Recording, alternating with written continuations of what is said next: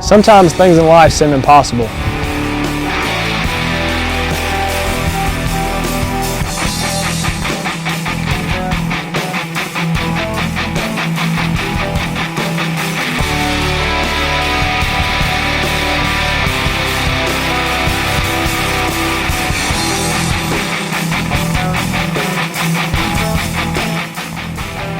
Nothing's impossible.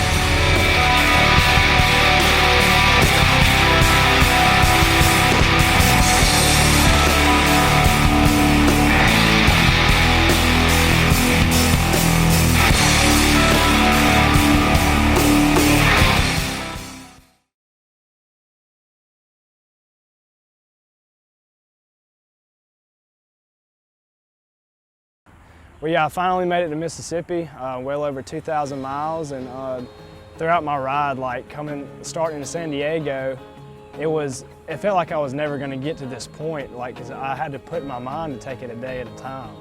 And I started doing that, and now, well, last night I was in New Orleans with a riding friend of mine, and all I could really think about was, like, when am I going to hit that Mississippi line? And just a mile back, I finally hit it, so I'm excited about that.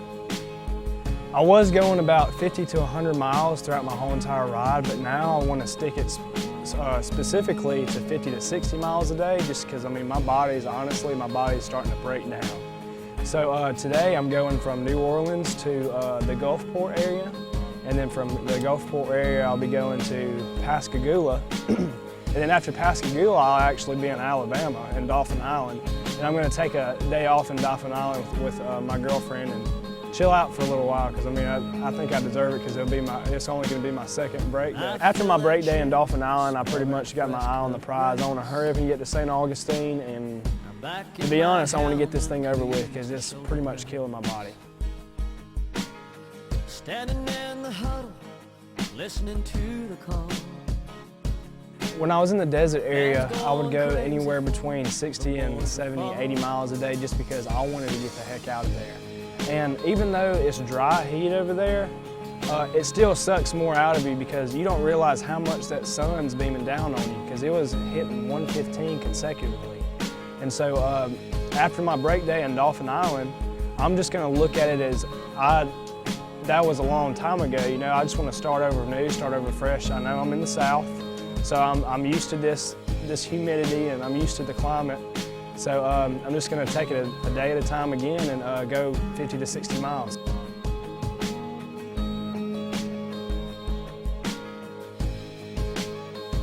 Well, I met a guy that works at LSU through warmshowers.org. It's a community cross-country cycling site that I've been staying at as I go along my route. And I met up with a guy that actually works at LSU that lives basically right on campus. He has a condo. And the funny thing is, the LSU coach's name, whatever his name is, he lives right above him in like this humongous condo. Well, going through LSU with an Ole Miss shirt on, the guy I stay with gave me a tour throughout the whole entire campus. I was getting some mean looks. I thought I was going to get stabbed by corn dogs and get crawfish thrown at me. So I was a little freaked out by that. And then he showed me Mike the Tiger. I thought that was pretty cool. Props to LSU, you know, having a live mascot right on campus. I didn't even know they had that tiger over there, but that was pretty interesting. I like that. We were going in front of the stadium, and I see this humongous tiger sitting outside of right in front of the stadium. So I'm like, Scott, can I go ride that thing? And so I go over there and hop on its back. And I just, you know, represent my Ole Miss shirt by raising it up, and he took a picture and ended up going viral. I mean, I put it up on my Instagram, and from there it went to a few TV stations and got put on a few of the Ole Miss blogs. And of course I got some LSU haters, but Ole Miss got my back.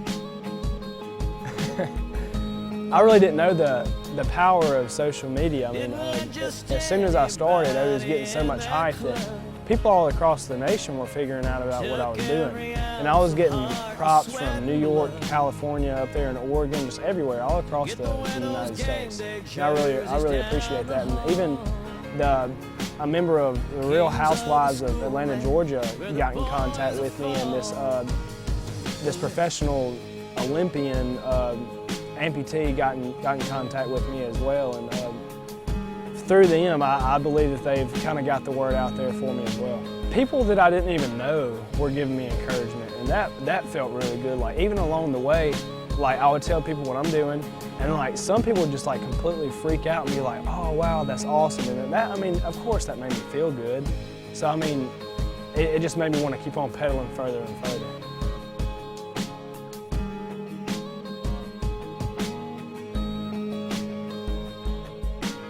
What I originally planned on doing was to try to stay more healthy. I wanted to like go to grocery stores, you know, maybe get a loaf of bread, get some sandwich meat and make it last for a while.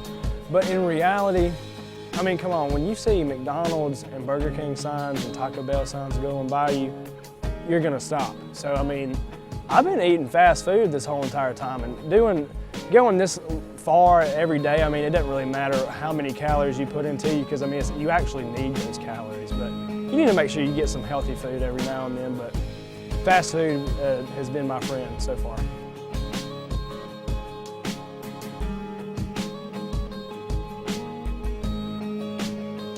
Before I left, I knew that it was going to be an estimate of 2 months that I was going to be gone, but I didn't really think about, I'm not going to see any of my friends or family this whole entire time. So, I mean, that really hit me like the second day that I was along my journey. I was missing my friends and family like crazy. I was just like, oh my gosh, this is going to be so long before I see them. And it almost got to a point where it was almost depressing. I mean, because I mean, I got like, it's really cool meeting new people along your route, but it was just kind of devastating that you can't like see your own people, you know. It's almost like I was homesick. But yeah, I just want to give a shout out to all my Holmes friends, and to me they were family. So I really appreciate all their support back home. It really means a lot. And I'll be at Ole Miss in the fall, so y'all keep it real for me back in Goodman, Mississippi.